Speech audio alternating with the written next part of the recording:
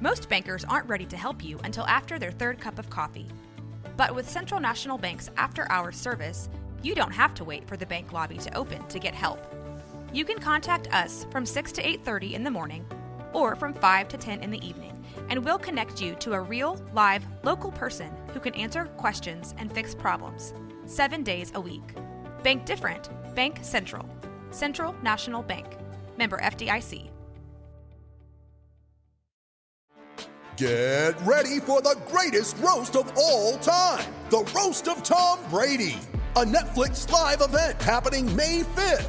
Hosted by Kevin Hart, the 7-time world champion gets his cleats held to the fire by famous friends and frenemies on an unforgettable night where everything is fair game. Tune in on May 5th at 5 p.m. Pacific time for the Roast of Tom Brady, live only on Netflix.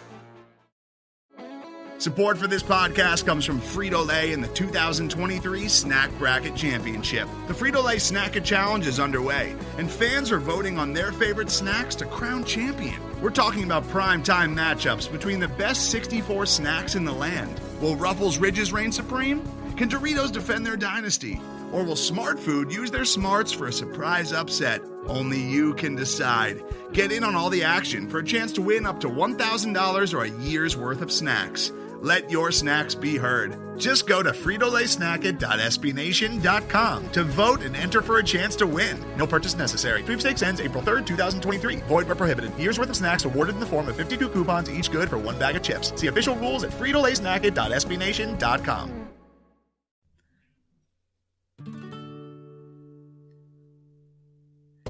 It's the Women's Hoops and Talks podcast, where we are elevating the voice of women in basketball. I'm Tara, and I'm here with Kendyl, and we're going to dive right in because even though the NBA has taken the week off, there is still tons to talk about. Kendyl, how you doing today? I'm good. How are you? I am pretty good. Now, I understand that you've been really busy the last couple of weeks being down in Los Angeles and being around the All-Star break activities. I'm wondering if you could share any of the things that you got to participate in over All-Star weekend. Yeah, so unfortunately, it is not in my budget to pay for the actual game or any of those events because as a lot of people know, those tickets are sometimes thousands of dollars, especially being in LA. So unfortunately, I didn't get to go to any of those. But what I was able to go to is I was able to get some free tickets to some other events. So this was not really All-Star related, but on Wednesday, before the weekend started, I went to Jimmy Kimmel Live and Charles Barkley was on.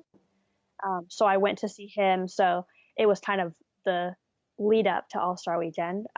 So that was fun. That was where he told the story, which was all over ESPN and everything, that he played a game drunk one time. And yeah, so that was where he told that story. And so that was a lot of fun. Then the next day I went with a couple coworkers. We got tickets to the Inside the NBA Roadshow. So that was basically at the Staples Center. They set up, there was a ton of there's a 3-point contest. There was all this different stuff for fans.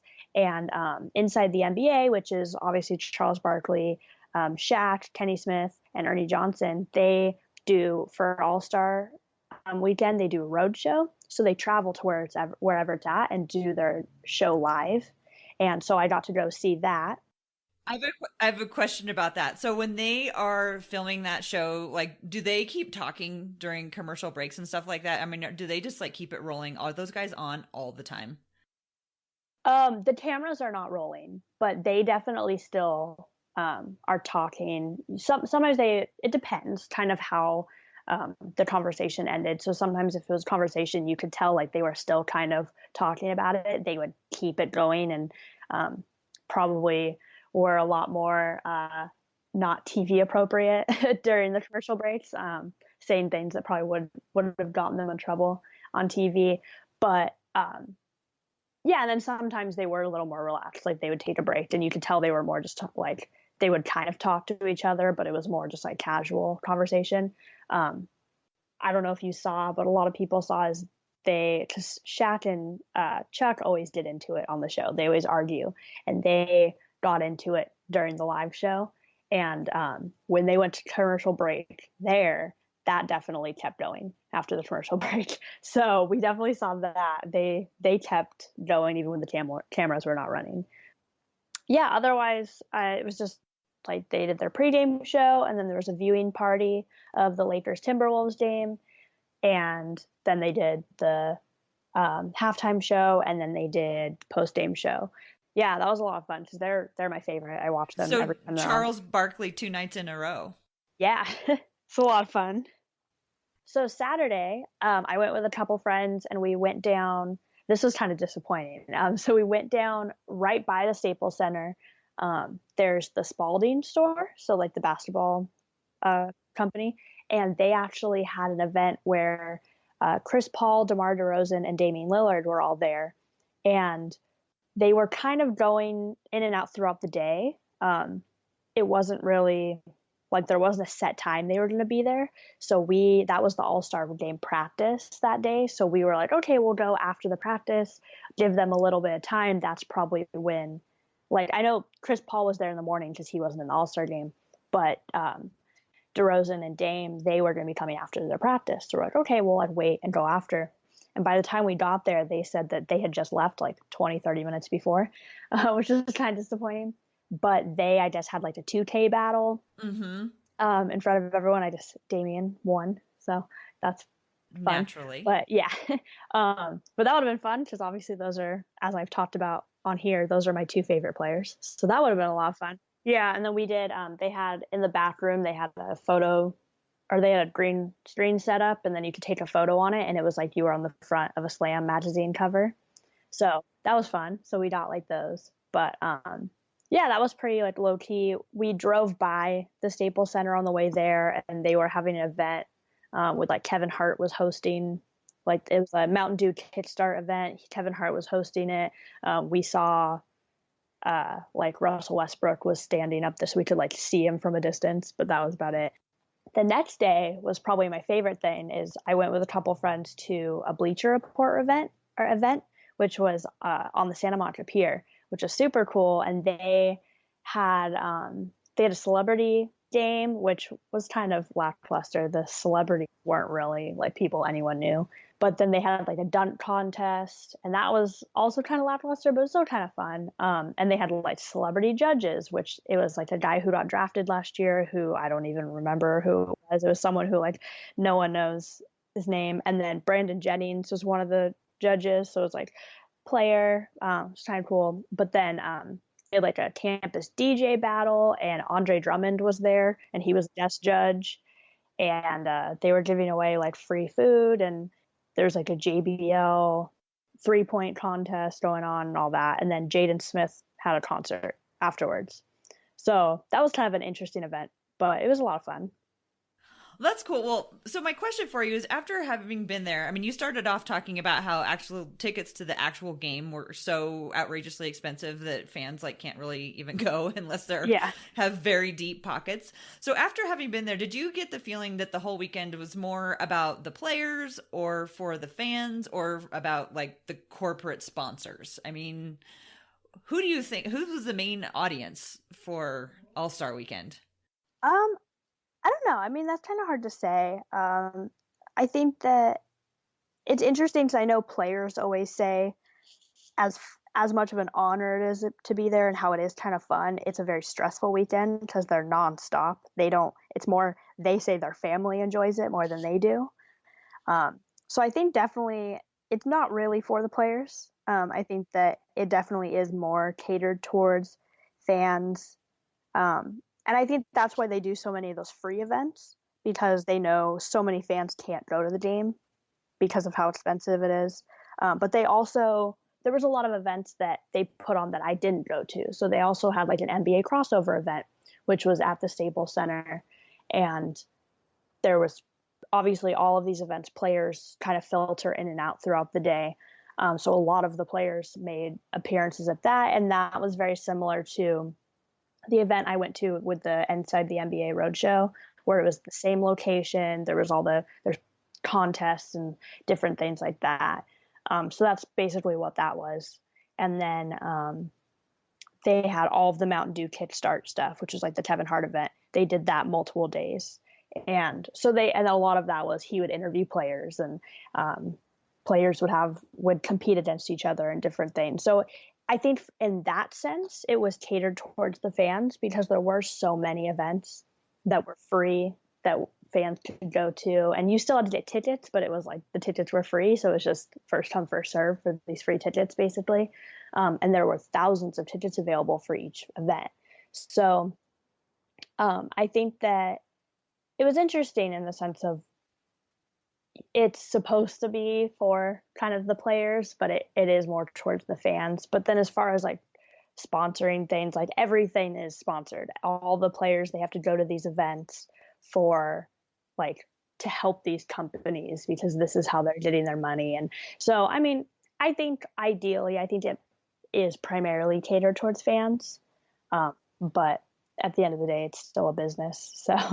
So it sounds like even if you don't have a ticket to one of the marquee events, the slam dunk contest, the All-Star game itself, you can still have a lot of fun as a fan there without having to break the bank.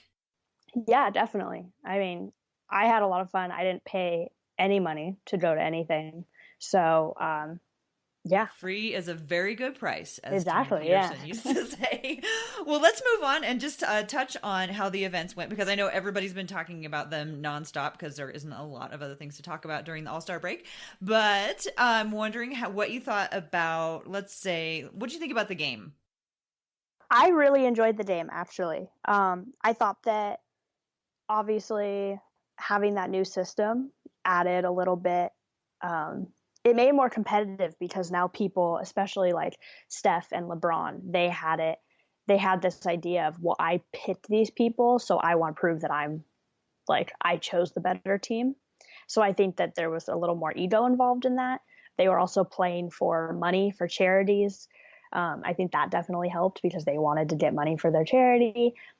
But yeah, I mean, I think obviously it's still an all-star game. They're not going to go 100% because they don't want to get injured for the regular season. And that's completely fair. I don't think they should be going 100%, but I think they did exactly right. From the beginning, they were playing harder, but they weren't playing 100%. And then when they got to that fourth quarter, they were playing very hard. So, and that's exactly how it should be. It should never be 100%, but you should be just like a real game. That fourth quarter should get a lot more intense. And you could definitely tell they wanted to win it. In the past, they don't really care about winning, and now they wanted to win it. And as far as Steph Curry goes, I don't think he really cared about winning it. But obviously he's been getting a lot of heat for that. And I think that's kind of well-deserved. I think especially when you're playing for charities and then you don't even try to win the game, and you're sitting on the sideline eating popcorn and doing all that. I think that's kind of like, especially with the charity aspect, I think that's kind of disrespectful to the charity. But then also disrespectful to the game of they're saying fans want to see you play hard. Fans are tired of this type of stuff. We want a real game. And then he didn't even try. So as far as that goes, that frustrated me. Also a little bit biased, but also I think that this is kind of valid.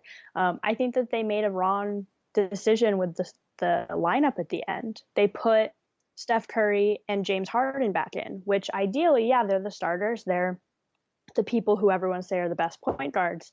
Yet the most successful lineup in that game was when they were out. When they were not on the floor is when they were playing the best.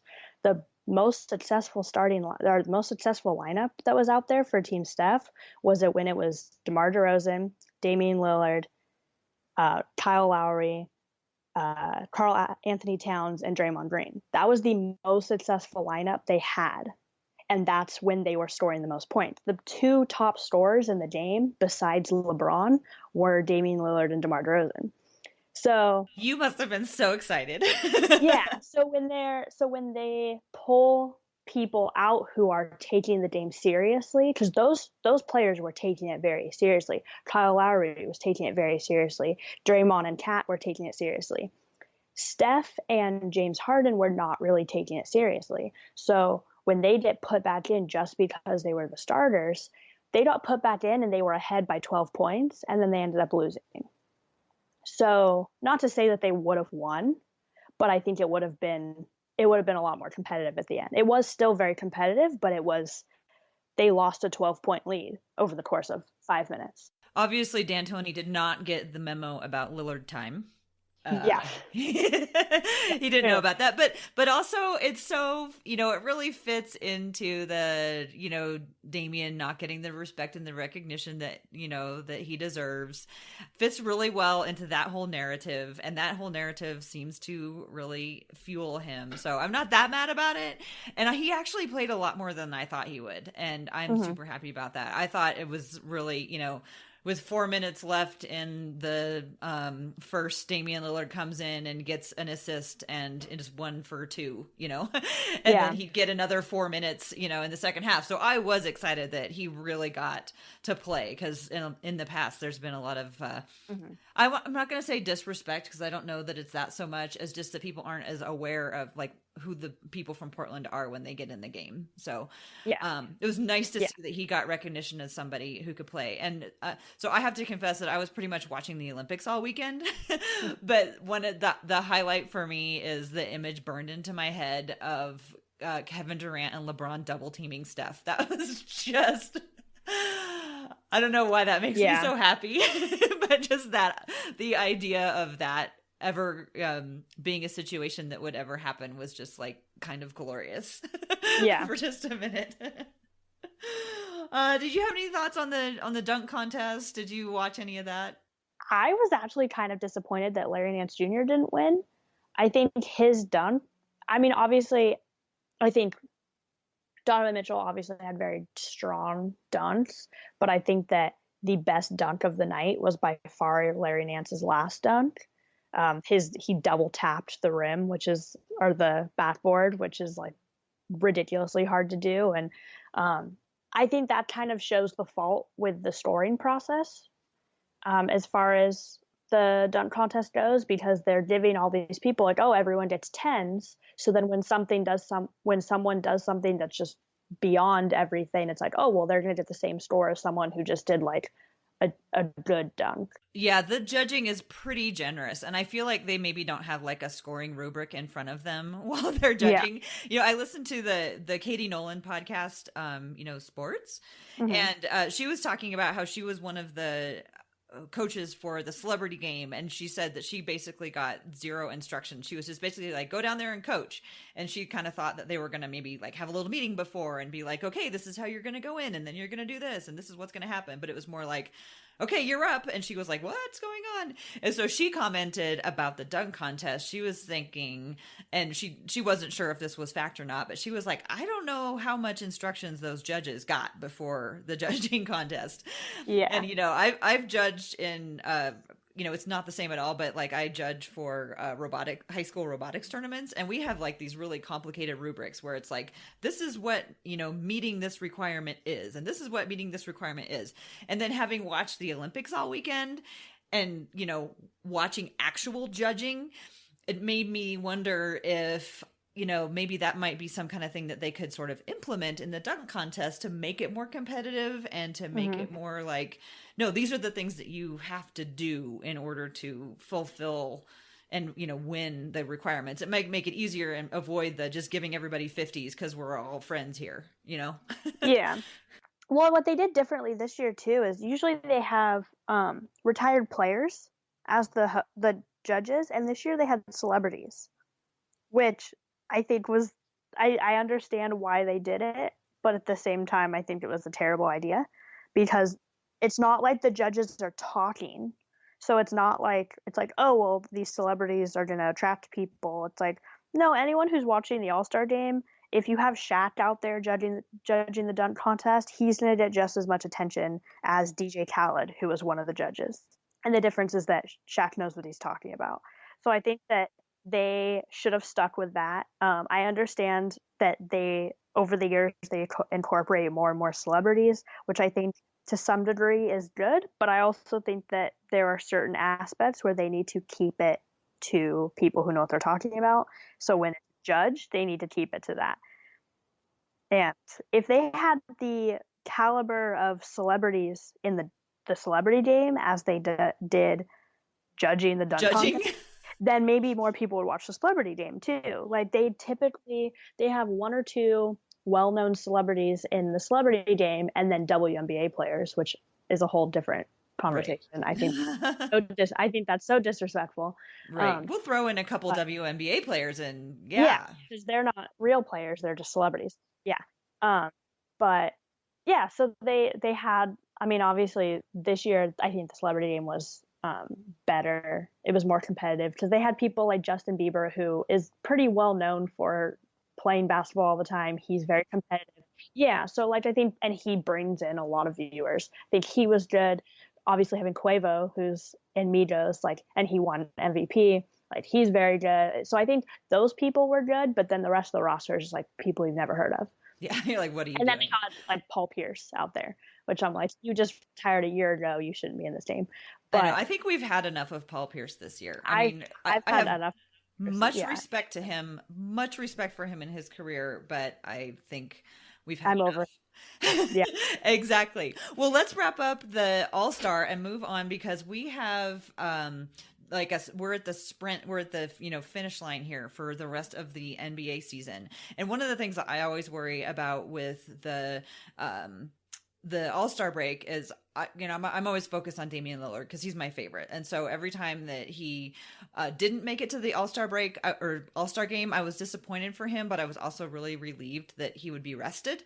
Mm-hmm. This year, he came into the All-Star break. He was on an absolute tear, and then he has a terrific All-Star game, and then he now continues to play really well. So I don't know how much I think that they, even though they still had to play and do a lot of activities, I think a couple extra days of rest probably still does everybody really good, which is super important, because there's not a lot of basketball to play, but it's super important basketball, especially for teams in the West, and especially times 100 for teams in the Northwest Division.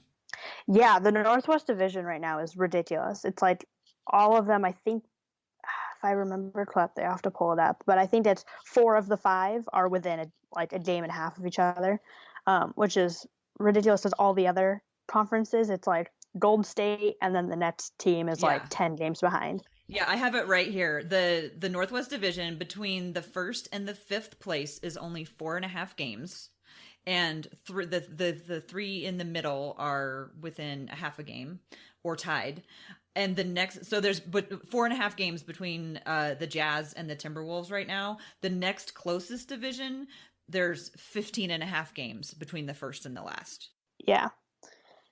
So it's pretty, I mean, honestly, like, the divisions don't matter in basketball the way they do in, like, say, football. Like, football, the division matters a lot.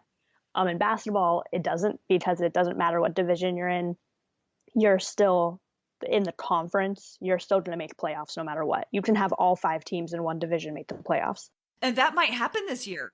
Yeah, and football doesn't work that way. Right. So when it comes to basketball, divisions don't matter as much, but I think it still is like an interesting thing to look at. But kind of going back to what you said about Dame, is that he actually, a stat that I saw earlier, is in the last 5 games, so this is including the games before the All-Star break, he has 197 points between those 5 games, which is the most by any NBA player over the span of 5 games. Is it ever, or is it just this season? Yeah. The one I'm looking at says ever, which I don't think is true. I'm pretty sure that it is for Blazer, and for a player this season. It's still an absolutely incredible stat. Yeah, that's definitely not true. Yeah, but I also think what's interesting is the Blazers are kind of known the past few seasons to have a really mediocre season, and then after the All-Star break, Dame gets snubbed, and he comes back and just kind of blows everyone out. And they have a really great last 20 games. And I think that what's interesting is that even though, you can still kind of look at the Blazers season so far and say, it's been kind of mediocre. It hasn't been amazing. It hasn't been bad. It's definitely been better than it has the past few years, but it still is it's on the higher end of mediocre. Yeah. He still is coming in and he's going, okay, he didn't get snubbed, but he's like, the Dame last night, they were down by what I think it was 12 15. points, 15 in the fourth quarter, and they won, and he scored 19 points in the fourth quarter, and afterwards he said it came down to who wanted to win more, and we need this right now. I saw somebody say on Twitter about, I think it might have been Casey Holdall, the beat reporter, but I'm not 100% sure. But somebody said, we always thought that Damian Lillard played so well, right, around All-Star break because he was mad about being snubbed. Maybe Damian Lillard just really likes winter. Yeah, and I think it's a different type of motivation. It's before he was doing it as I want to prove to you why I should have made the Dame. And I think now, especially after things like the Russell Westbrook comments where he's like, oh, people only made it because they whined and all that. I think part of it is, yes, of course, his goal right now is to get as high as he can in the playoffs. But I think also in the back of his head, there is kind of part of him where he's like, I'm going to prove to everyone why I deserve to be in that All-Star game, why I was there, why I need to continue to be there, and why my team deserves to keep going. And I think a big thing too, that if you look at big media platforms, like you hear people talking on shows and they're talking about MVP race. Lillard is not mentioned in any of those. But if you're looking purely at stats, or not just the stats, but if you're looking at stats and you're looking at comparing him to the rest of the team, what he's done to the team, what value he's brought to the team, he should be included in that, because it's not who's the best player in the league right now. It's who is the most valuable player to their team. And if you take Damian Lillard out of his team right now, we would not even be in the playoffs. We would be nowhere near the playoffs. You take other people off their teams, like you take someone like Kevin Durant off his team, it's not really going to hurt them a whole lot. You take James Harden off their team, yeah, they're not going to be as great, but then they still have Chris Paul to fall back on. So I think in a lot of ways, those people don't always deserve that. I think LeBron James, my argument is I still think he does deserve that recognition, because you take him off of his team and his team's going to fall. So I think that's one of the big things that people need to look at, and they don't look at that as much as they should. It's like with Russell Westbrook, everyone's saying, oh, well, that was purely stats. Yes, but if you took Russell Westbrook off of his team last year, they would have not made the playoffs. So yeah, he did average a triple-double. That was his big reason for getting the MVP. But if you took him off his team would have fallen apart.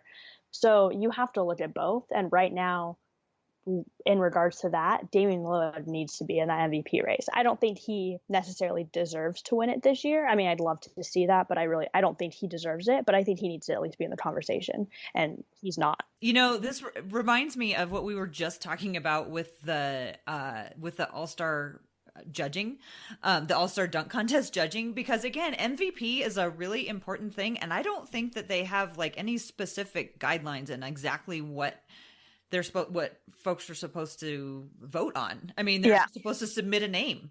They aren't really given, I don't think, again, the rubric that says, in your opinion, did this person meet these benchmarks, or to exceed them or whatever. And everybody has to make up their own. So it's another one of those things that's really subjective. And I totally agree that Damian should be in the conversation.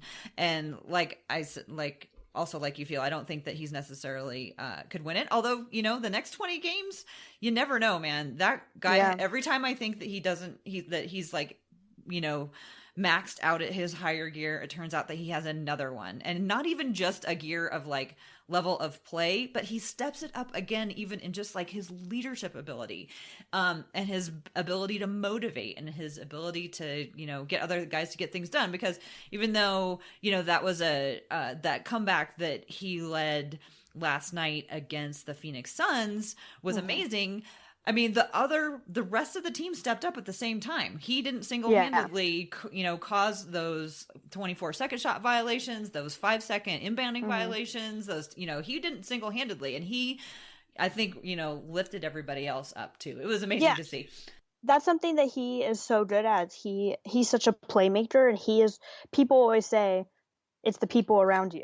And so I think he really does that. And that's something that I think what is kind of, when people talk about splitting up him and CJ, as amazing as a player as CJ is, as much as I love him, CJ's not a very good playmaker, and he's not as good of being that leader, and he's not going to be that person who's going to make everyone around him as good as Dame does. And I think that's why they need to stay together, because they play off of each other. Dame helps make CJ the player that he is. and he helps everyone else around them. I think that CJ probably could handle his own team and would be a really good leader on another team, but that doesn't mean I want him to go away. Yeah. But I really do think that he has a lot of those qualities, because if he didn't, he wouldn't know when to step back and let Damian be the leader. You know what I mean? I mean, I don't know. That's a debate for a whole nother time. Let's write that down to talk about that, leadership and who can have their own team and everything like that. Because we've gone really long. We found tons of things to talk about. So like we talked about, I was very busy the last week and because of All-Star Weekend, so I didn't get a chance to help out with the interview this time. So Tara, can you tell me a little bit about kind of what that interview was like and who you interviewed this week? Yeah, I had a really great conversation with a couple of women. So Rekaya, Gibson, and Angela Spears, they are the co-hosts of a podcast called Black Girls Talk Sports. And they talked about how the podcast got started and why they chose to make it centered on Black women. We talked about a whole variety of topics. We didn't really just stick to basketball because there was just so much to talk about. So we talked about the Winter Olympics. We did talk about the All-Star game. I'm pretty sure LeBron James came up one or two times. They were really interested in female basketball coaches. They are really excited to figure out when is a woman going to be a coach on an NBA team. So we talked a little bit about that.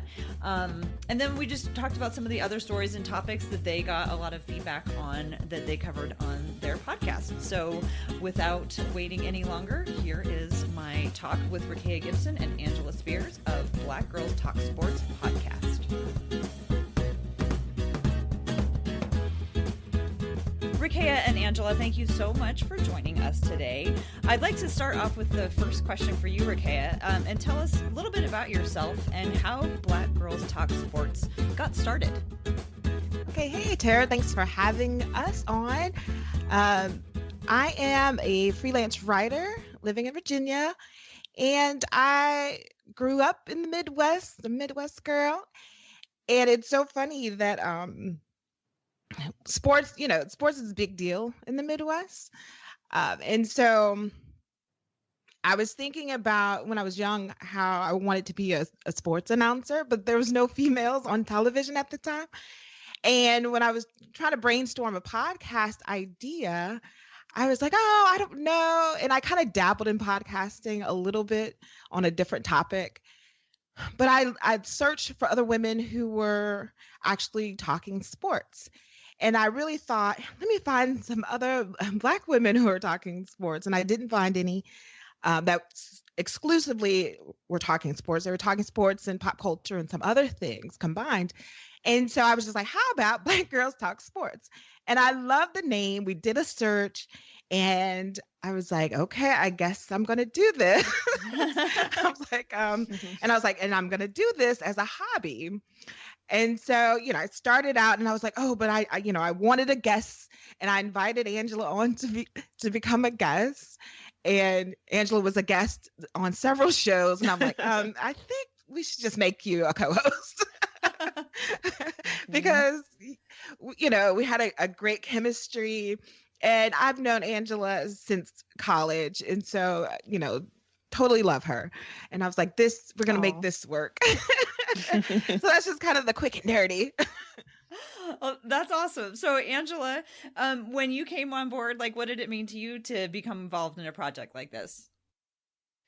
Yes. Well, first of all, I'm always going to be supportive of my friend and her endeavors. And like Rekaya said, when she had me join as co-host, it was fun. And it was natural because I've always loved sports. I'm originally from Louisville, Kentucky. And if you're familiar, if you follow college sports, it's a pretty big deal in the state of Kentucky. I grew up loving the Louisville Cardinals. We call it Louisville. I guess we get lazy with how we pronounce our city, but I've always followed the Louisville Cardinals, men's basketball, and it's just something that's in our DNA, I think, in the state of Kentucky. And then I also went to Indiana University, where college basketball, men's basketball is huge. Rekaya and I went there during the Bobby Knight era. So that was pretty exciting.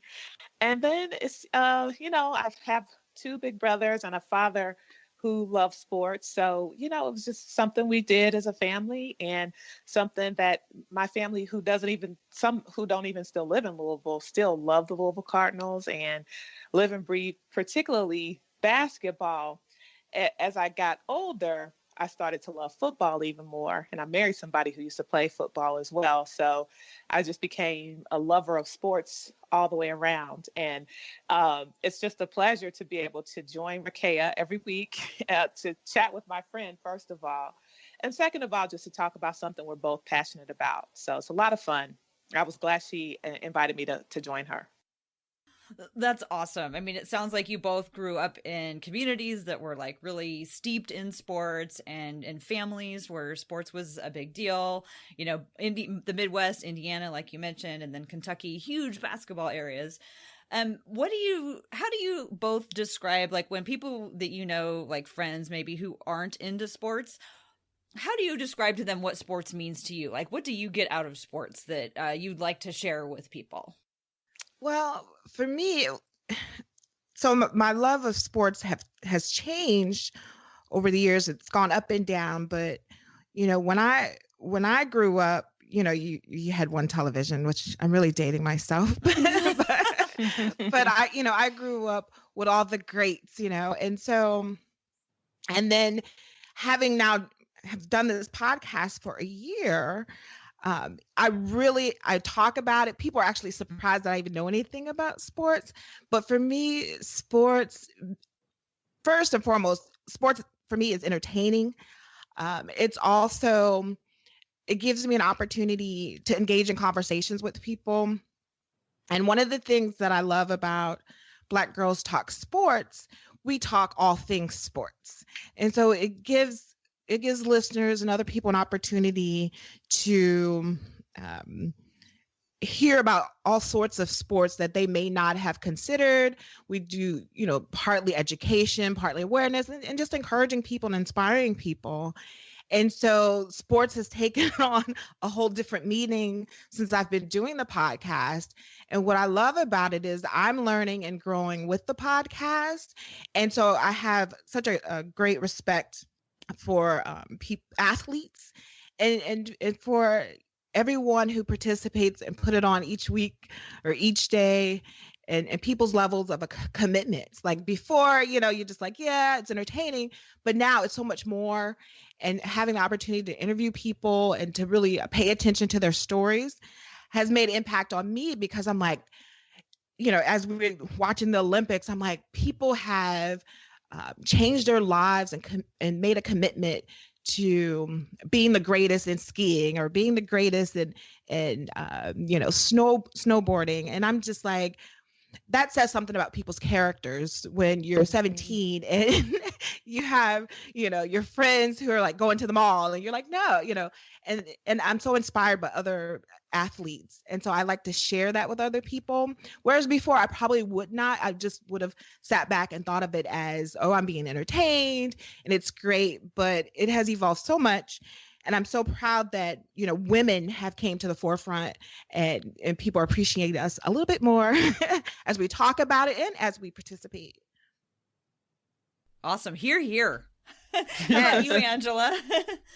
Yes. I'd say a lot of what I would say to others that inspires me about sports is similar to what Rekaya said, but first, it is very entertaining. It's so fun, especially when you follow a team or you follow certain players. Depending on the sport, I follow both teams and players. And, for me, let's take the example of me following a player. It's inspiring to really see their story. To compete in athletics, you have to not only have physical ability, but also mental ability to thrive at the professional level or even at the college level. I mean, you have to have something within you that says, I'm going to compete and I'm going to win. And that's very inspiring to me to watch. I don't know if some of your listeners watch 30 for 30 or some of the documentaries on ESPN, where there's a lot of inspiring stories that are shared behind sports. Even when you watch the Olympics, for instance, as Rekaya was saying, you hear how people got to the Olympics and what it took to get there and what they had to get through, whether it's injury or a tough life. It's just very inspiring. And then to see people win, I feel like I'm winning when I watch people win. It's just so exciting. And even like, you know, I love all kinds of different sports.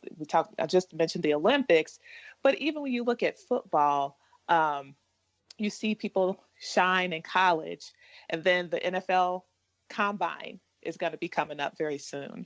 And then you see, you know, those top athletes doing their things, you know, showing their athletic performance.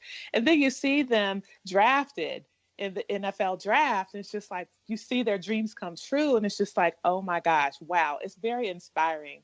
So those are the reasons that sports inspires me. And again, as Rekaya said, it gives you something to talk about. You can find something in common with a lot of different people just by simply following sports and liking sports. I mean, there's, especially in corporate America, I work in corporate America, and, you know, I could just mention, hey, so-and-so, or hey, Steve, or did you watch the game? And it's like, you immediately have something to talk about, and it's just fun.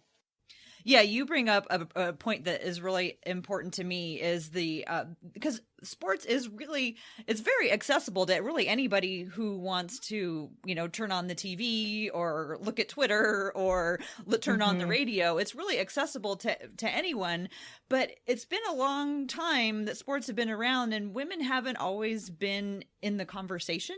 And so one of the reasons I'm really passionate about bringing more women into sports who want to get interested in sports is giving them, like you said, more of that entree into these conversations that oftentimes go on without them, because people just figure, oh, you know, this is our thing. And then now more and more every day, more women are showing up as, you know, part of broadcasting teams. Women are succeeding as athletes on their own. And it's just exciting that more people can now be a part of the conversation. And one of the things that I enjoy about your podcast is I always learn something, because your podcast is a little bit different than a lot of the other sports podcasts that I listen to, because you're not like just full of hot takes about what's going on. You bring some sort of education, or like, look at this cool thing that just happened. And some of those inspiring stories are things that you've talked about in your podcast before. I wonder if you two could talk about some of the stories that you mentioned inspiring you, maybe give a little bit more detail about, you know, particular stories that you thought were moving enough to talk about on your podcast. I'll let you go first, Angela. I was gonna let you go first on that one. You know which one I really liked is the first African bobsled team. Oh yeah, we did do well. So that's the Nigerian bobsled team, and they are actually, I think they actually competed yesterday, I believe, in the Olympics. That was such a great story that we had mentioned a little bit, but I personally had never watched bobsledding. So I was just like, oh my gosh, there are women who look like us who are, you know, when I first heard of them, they had like this GoFundMe, and they were building their sled in their garage, and they had not yet qualified to compete in the Olympics. And so we caught that story early, and I was just so happy to even share that with our audience, you know. And so our listeners caught on to it before they qualified, and then they ended up on all these great shows. But that was one of my favorites, and we like sharing stories like that. Also, we look at, you know, women coaching in the NBA, which is one of my favorite topics. Actually, and have this conversation all the time about women having the opportunity to coach in the NBA, and also talking about why we don't have women coaching men's college ball, even though men can women's college ball. Mm-hmm. So it's like that one was a great topic. Another popular one, Black girls surf. So we had someone on who talked about surfing. And let me just tell you, from someone who grew up, who didn't have a pool in her neighborhood, and I still can't swim, but it's on my list. It was just amazing to talk to someone about surfing. And this particular woman, Rhonda, she has an organization where she actually helps young brown girls, Black girls who are interested, getting them excited about it, training them, and putting them, out there in the water and surfing. And just to see that with, their gorgeous locks and their brown skin is just great for me. And I'm an older person, and I can't imagine what it would do for a young person to see that. And I just had no idea until I started digging into some of these topics that there are people doing things, but it's just not mainstream. We just don't know about it. Mm-hmm. And that was one of my other favorite ones and very popular. Should college athletes be paid? That's another great topic. That was a great one.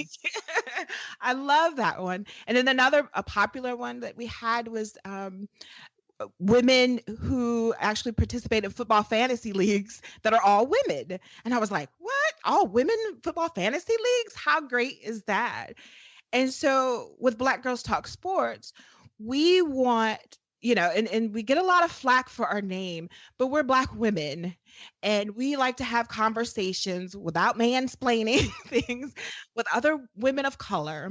And that doesn't mean that, we're excluding anybody. It just means that we may focus on Blacks who underrepresented in other sports. We may do more education.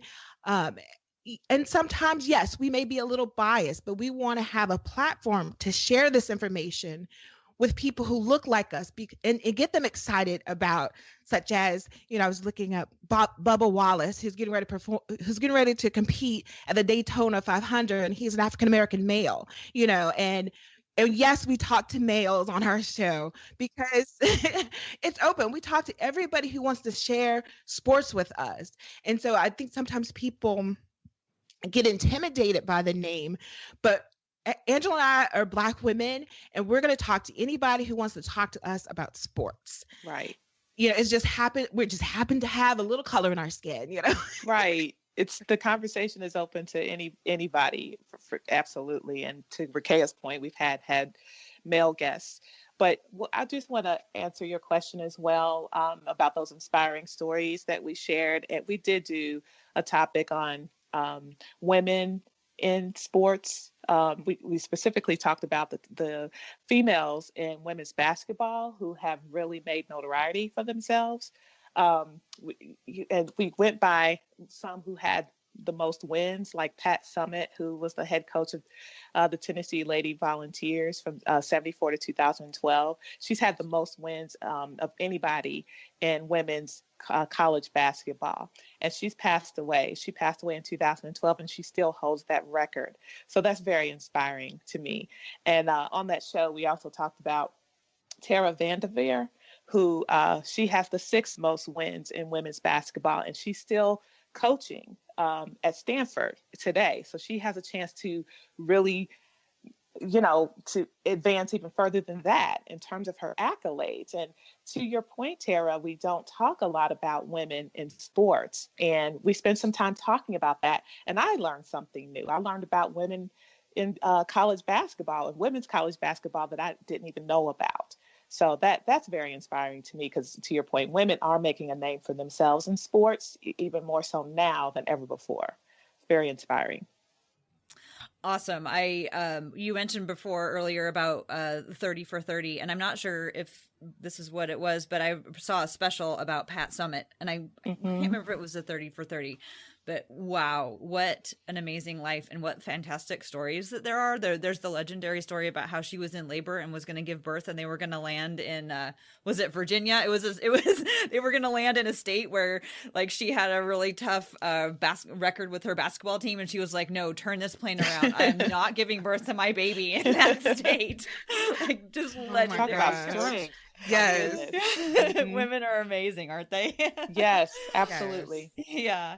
Well, let's go ahead and to talk some more about basketball, like what's going on in the league today. I mean, I think it's so exciting that you both grew up around, in these, strong basketball communities, and you both have a connection to Indiana.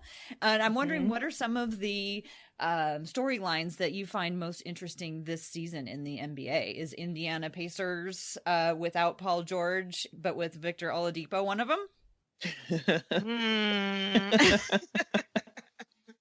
That's a sore topic. Oh, really? Well, go ahead, Rekaya. Oh, I can't wait to hear.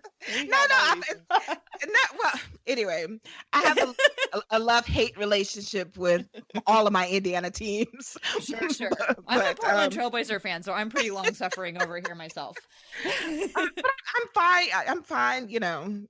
Congratulations to him. But I'm hoping we have, we complete the season strong. That's going to be my 2 cents on that. That's it. Okay. Well, I said it's a sore spot because we lost Paul George, obviously. And I remember when that happened, we were like, what? What do you mean? So also in the NBA, there's been a lot of trading going on. And we actually will be talking about it in an upcoming show. So stay tuned. But I think a lot of the talk is the trade right now, particularly with the Cleveland Cavaliers. LeBron.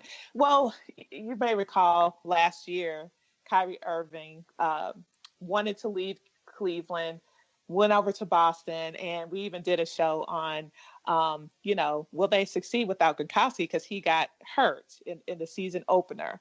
And the Celtics have done well. The Cavs haven't done so well this season. But since the trade, I think they've set themselves up to have a successful rest of the season.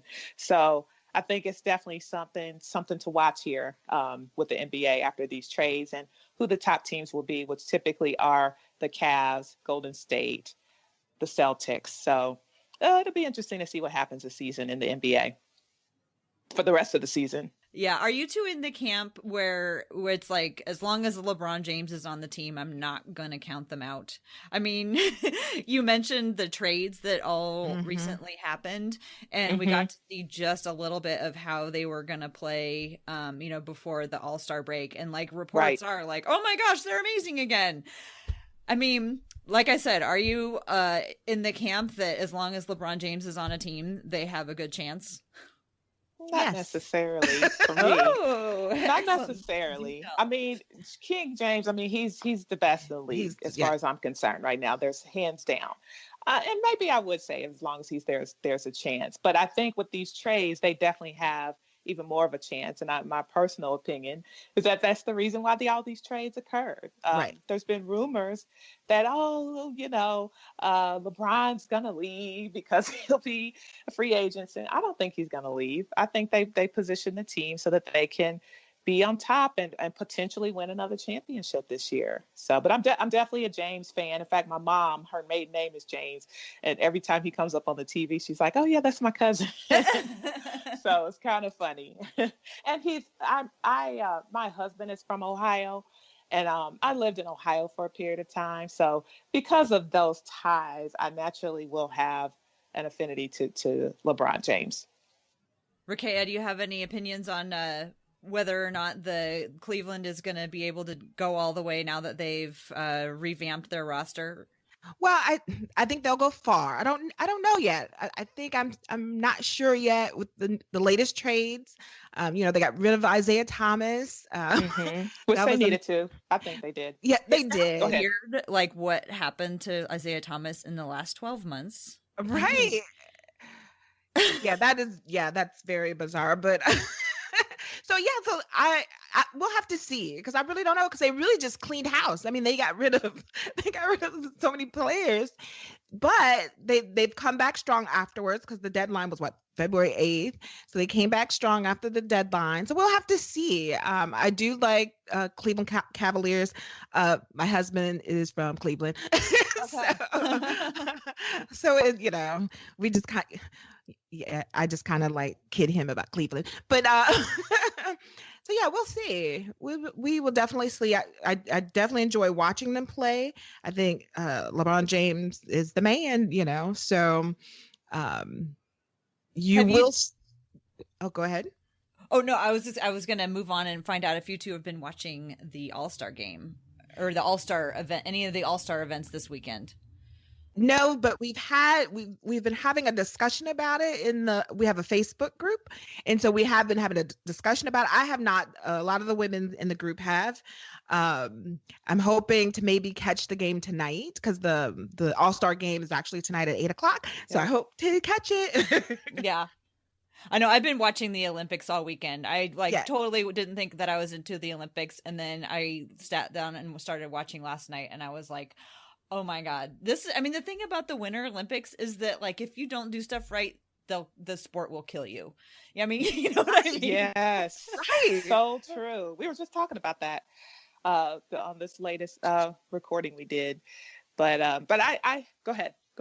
I mean, there's like blades that are 18-inch long. And like when those speed skaters crash, like what of a miracle is it that nobody has been like cut seriously? Or people falling and crashing and breaking their heads open. And like those ski jumps, I was watching those yesterday. They start off like jumping, like point that they start off is higher than the Statue of Liberty. I mean, we were just talking about that too. Were you? Oh my gosh. Yes. Yeah. Literally, this past episode, we were talking about all that. Well, and also, media does such a good job at really tugging us in. They know how to make it relate to us, make it relatable, make us excited about the competitors, even if they're not, from America. Like we're still excited about, somebody from China and somebody from the Netherlands, and it's wonderful because it's like, everybody's an athlete, everybody's a competitor, and it's just like sort of what they say about the Olympics and like the human spirit, the indomitable human spirit, or whatever it is they say about that. And that's why sports I think is so inspiring, so very awesome. And I watched a little bit of the slam dunk contest, and my husband was like, it was really good this year. And I'm really disappointed because I'm kind of hit or miss. I'm sometimes interested in All-Star Weekend, sometimes not, because a lot of times it's disappointing to me. But I'm going to have to go back and watch the whole slam dunk contest because that's the one that I love the most. And I will not be watching the All-Star game this weekend. Just not really interested. Yeah. And you'll hear me talk about it on the podcast. It's just not but it's different this year. So Tara, it's different this year. So you have, LeBron James is the team captain, and he was able to pick, the players he wanted, no matter if they were in the East or the West. And then Steph Curry, is the team captain, and he was able to pick who he wanted. So I think I'm just curious to see how it plays out because they have this new format. And you can tell me all about it. Yeah, I mean, I'm kind of curious, but probably the Olympics are gonna win out. But okay. I'm curious about. I love all the other ancillary stories that go along with it because I think, nothing is going to change the fact about the All-Star game that nobody wants to get hurt. So no one's, ever going to play defense. Exactly. It's always going to be a high-scoring affair. That's exactly what I say. Oh. Go ahead. Sorry. So you punched the nerve, Tara, but go ahead. Sorry. And I want to hear more. Tara. I've talked about this on the podcast. That's the reason why I'm not interested in All-Star Weekend because they are cautious about getting hurt. They don't play with passion, and it's a snoozer. Not 99.99% of the time to me. And I don't think this year is going to be different. I really don't. I find like the sneaker releases and like the parties and all that stuff way more interesting than the actual game, because there's a lot of stuff going on down there and it seems like it would be really fun to participate in it. But the actual game itself, I don't know how exciting it's going to be, but I was thinking about it actually last night.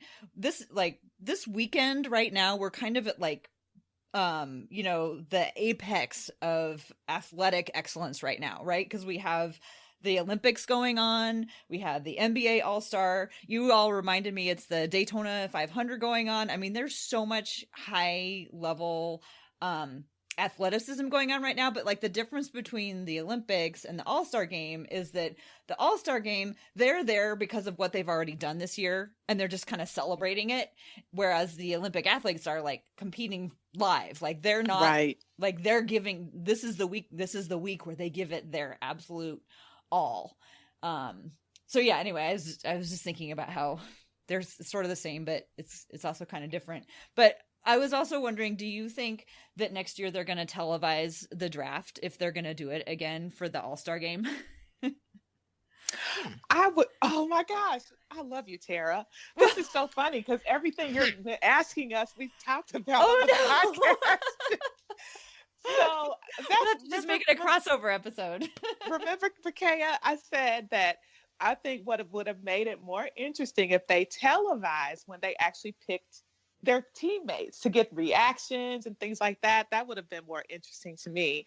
And maybe it's a good teaser to want to watch the game. But to answer your question, I don't know, but I think they should. I think that would be great.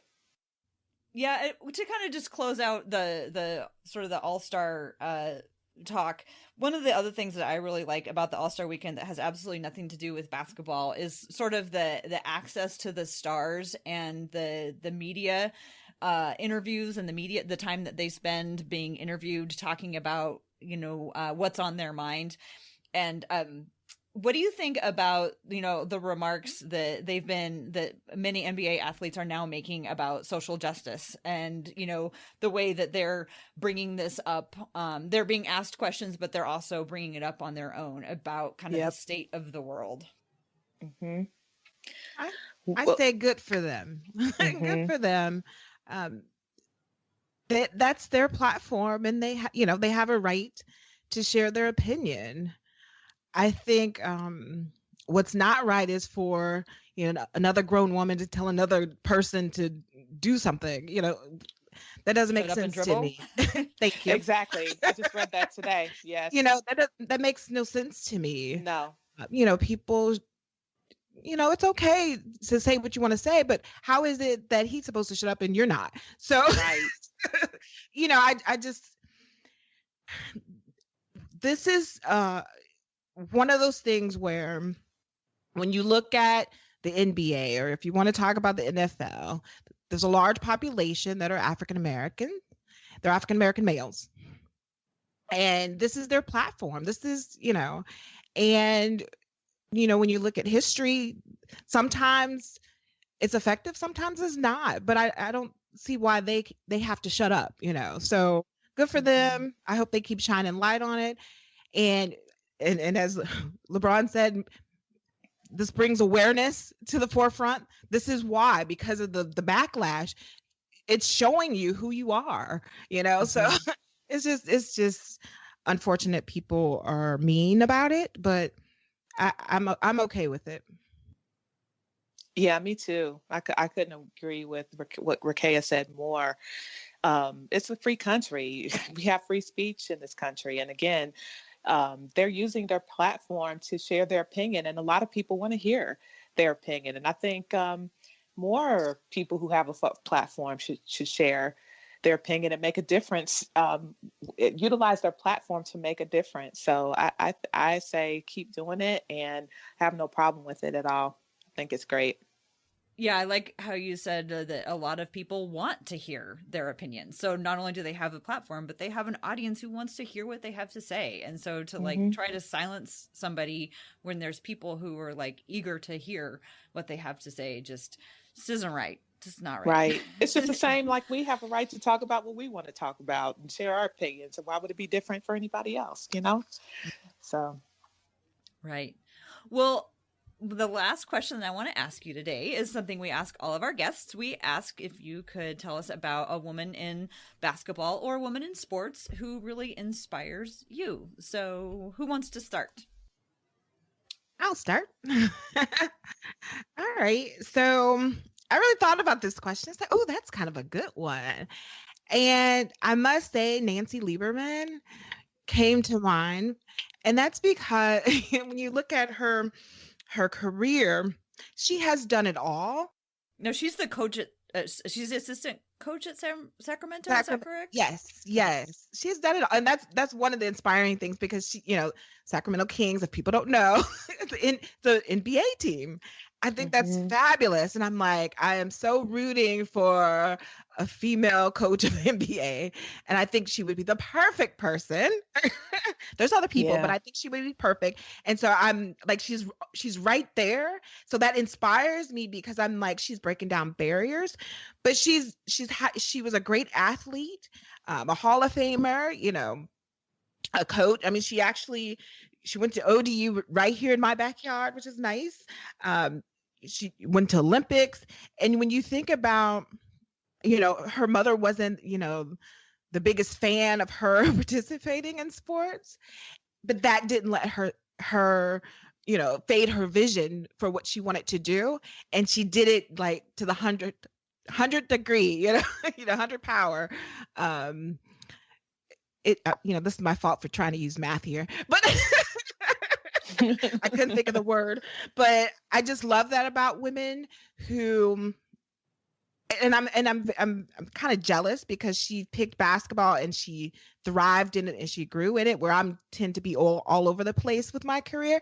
And I love that about people, and I love that about women in general. So I really, and I don't know if you know much about her, Tara, but I think she's definitely a woman to watch. Even though she's later in her career, I really think that there's more to her, and I can't wait to see what's next. Awesome. Yeah, Nancy Leiberman. I remember reading an article about her a couple of years ago when Boogie was still in Sacramento, and talking about what a close relationship the two of them had. I thought that was a really interesting article. I can't remember if it was in Sports Illustrated or what, but she really struck me as somebody who totally knows her stuff. And not only that, but also knows how to work with people, work with athletes. Mm-hmm. Yes, and was in the WNBA, and she's done. I mean, what else has she done? Become a coach of NBA team. There you go. Wait for. Yes, love it. How about you, Angela?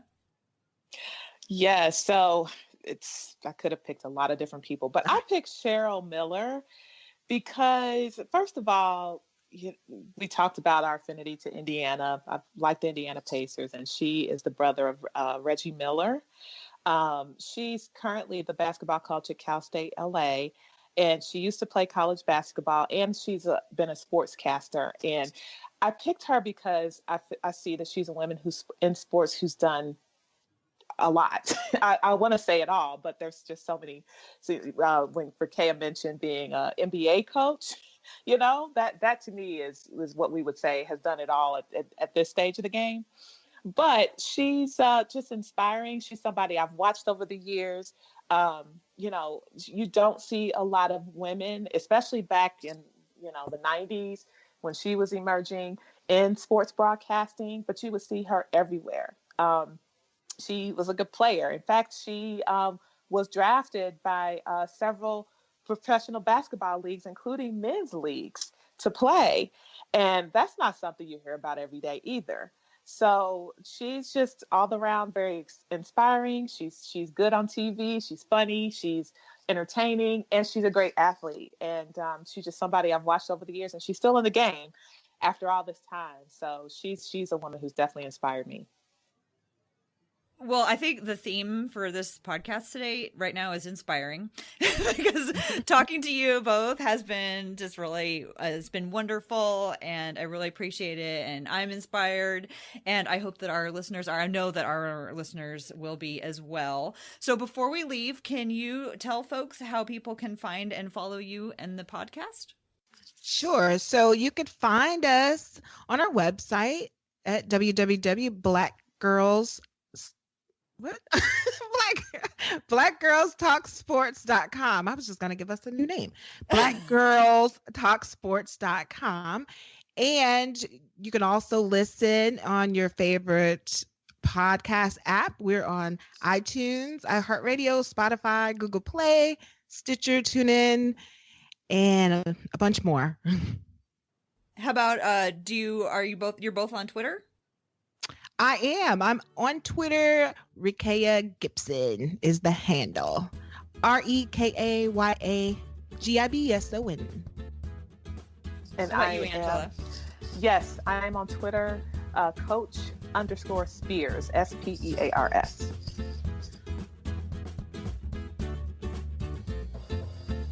So that's going to do it for this week's edition of the Women's Hoops and Toss podcast. We are hosted by Blazers Edge, part of the Almighty Baller Radio Network. If you like what you heard, please go find the Blazers Edge podcast on iTunes or Stitcher and subscribe and rate and review. We release new episodes of the What podcast every other Thursday. We have an email address, hoopsandtoss@gmail.com. We'd love to hear from you. If you have any ideas for the show or questions for us or guests you'd like to suggest, we'd love to hear them. If you just want to get notified when the What podcast episodes are released, you can follow us on Twitter @HoopsandTalks. I'm on Twitter as @KendylBennett16, and Tara is @TCBids or TCBBids or Team Mom Rip City. Thanks for listening.